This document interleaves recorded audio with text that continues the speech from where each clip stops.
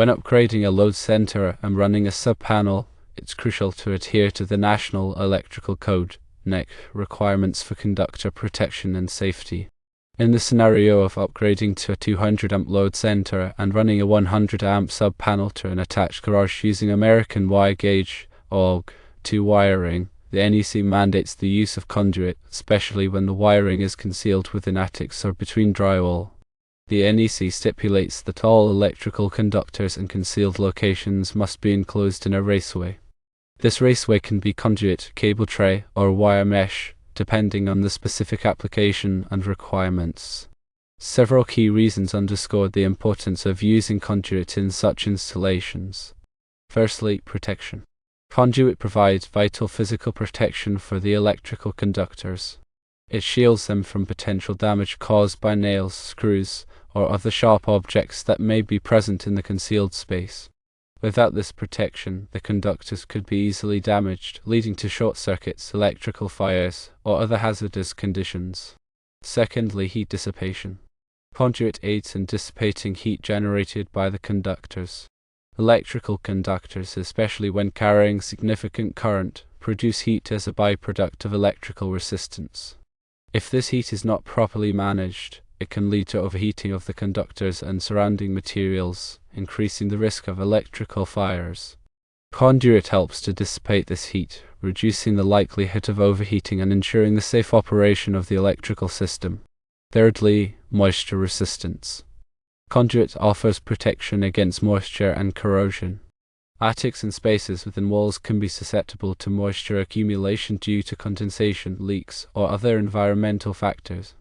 Moisture can lead to corrosion of the electrical conductors, resulting in electrical failures, short circuits, and other problems. Conduit acts as a barrier, preventing moisture from reaching the conductors and minimizing the risk of corrosion. Fourthly, compliance. The use of conduit for concealed electrical wiring is not just a recommendation, it is a requirement by the NEC and most building codes. Adhering to these codes ensures that the electrical installation meets established safety standards and minimizes the risk of electrical hazards. Failure to comply with these codes can result in fines, project delays, or even denial of occupancy permits. The NEC specifies particular requirements for different sizes and types of conductors regarding conduit usage. For an AWG2 copper conductor, the NEC typically requires the use of a minimum 3/4 inch rigid conduit or a 1 inch electrical metallic tubing end conduit. It is imperative to consult the latest edition of the NEC and local building codes to ensure compliance with the specific requirements for the installation. The conduit must be installed and secured properly to provide adequate support and protection for the conductors. This includes using appropriate fittings, connectors, and supports to maintain the integrity of the conduit system.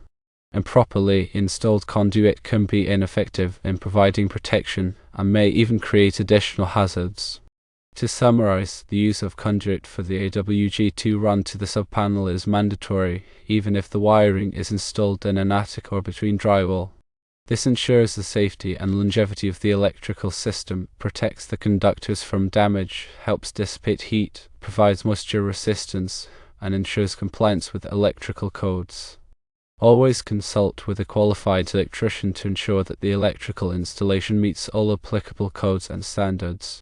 The importance of adhering to NEC guidelines and local codes cannot be overstated.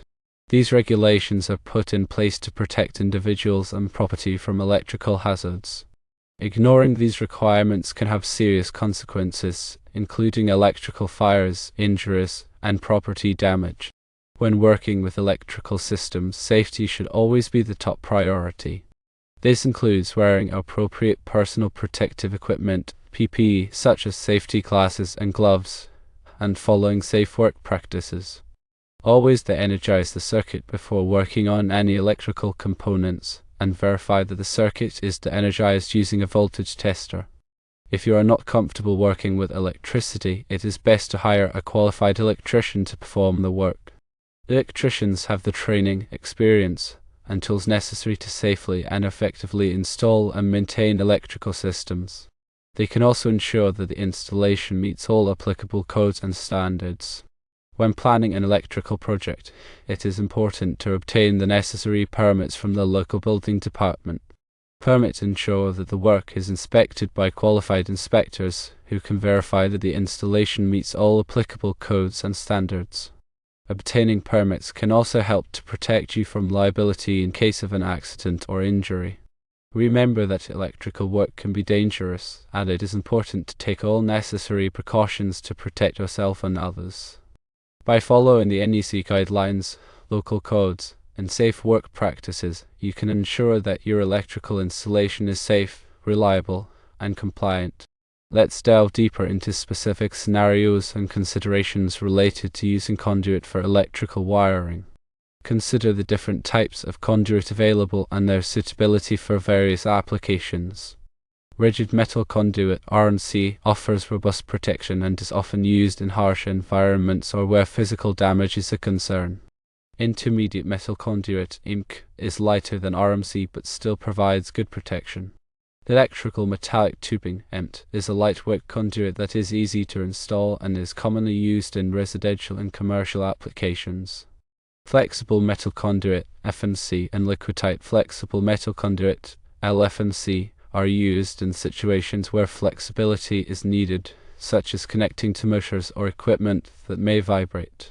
The choice of conduit depends on factors such as the environment, the level of protection required, and the specific requirements of the electrical installation. When running conduit through attics or walls, it is important to properly support and secure the conduit to prevent it from sagging or becoming damaged. Conduit straps, clamps, and hangers are used to support the conduit and maintain its position. The spacing between supports depends on the type and size of conduit, as well as the requirements of the NEC. It is also important to ensure that the conduit is properly grounded to provide a safe path for fault currents.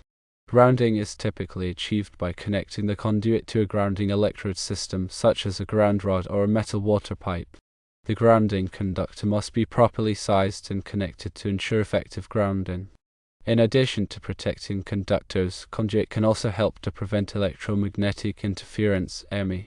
EMI can disrupt the operation of sensitive electronic equipment such as computers, communication devices, and medical equipment. Metal conduit provides a shielding effect that can reduce the amount of EMI that reaches the conductors.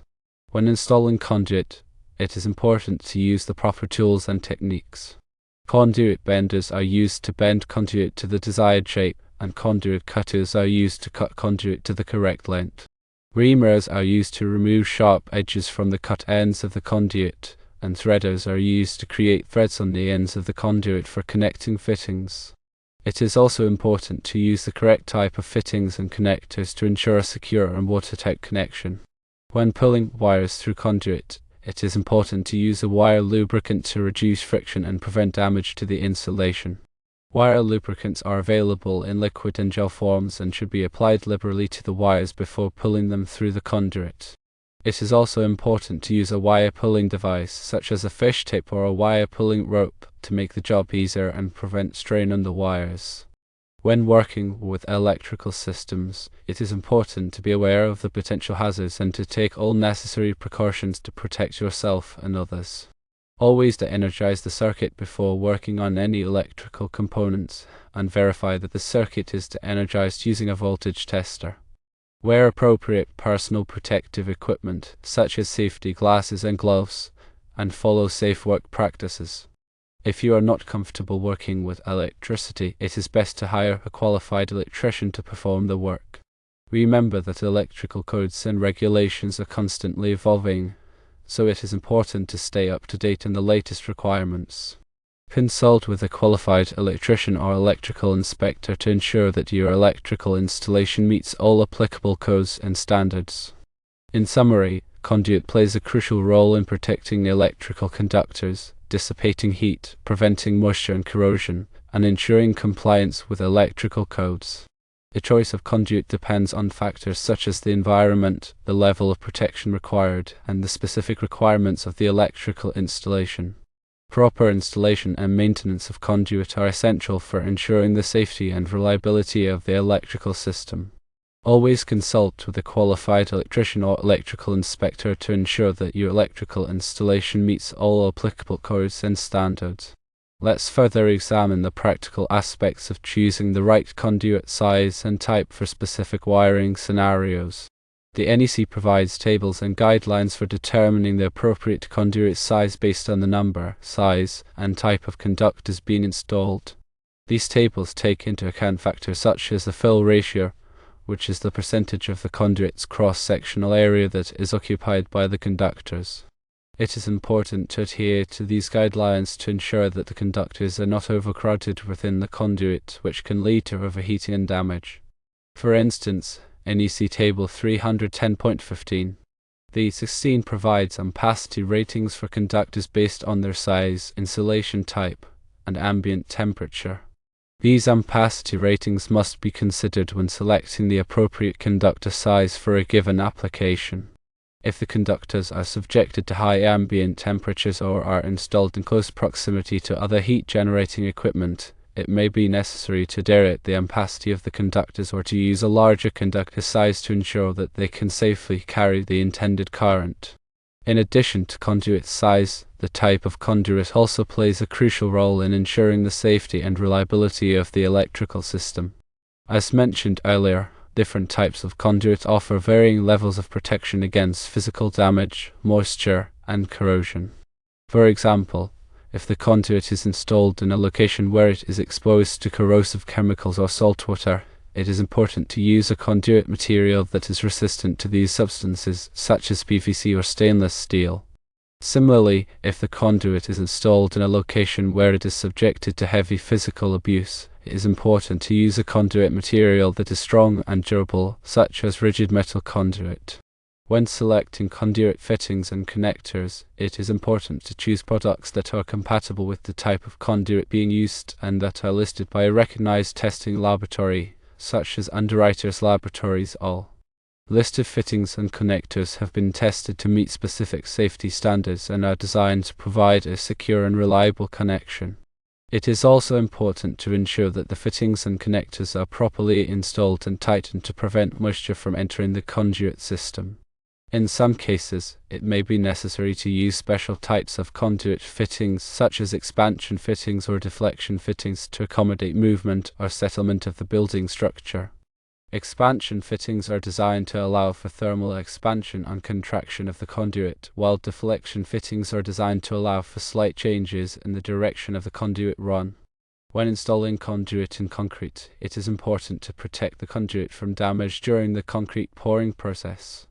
This can be achieved by using a conduit sleeve or by wrapping the conduit with protective tape. It is also important to ensure that the conduit is properly supported and secured to prevent it from shifting during the concrete pour. After the concrete has cured, it is important to inspect the conduit for any damage and to repair any cracks or holes. In addition to the NEC, local building codes may also have specific requirements for conduit installations. It is important to consult with the local building department to determine the specific requirements for your area. Building codes may address issues such as the type of conduit that is allowed, the spacing between conduit supports, and the grounding requirements for conduit systems. By following the NEC guidelines, local building codes, and safe work practices, you can ensure that your conduit installation is safe, reliable, and compliant. Always consult with a qualified electrician or electrical inspector if you have any questions or concerns about conduit installations. Remember that electrical work can be dangerous, and it is important to take all necessary precautions to protect yourself and others. De-energize the circuit before working on any electrical components, wear appropriate personal protective equipment, and follow safe work practices.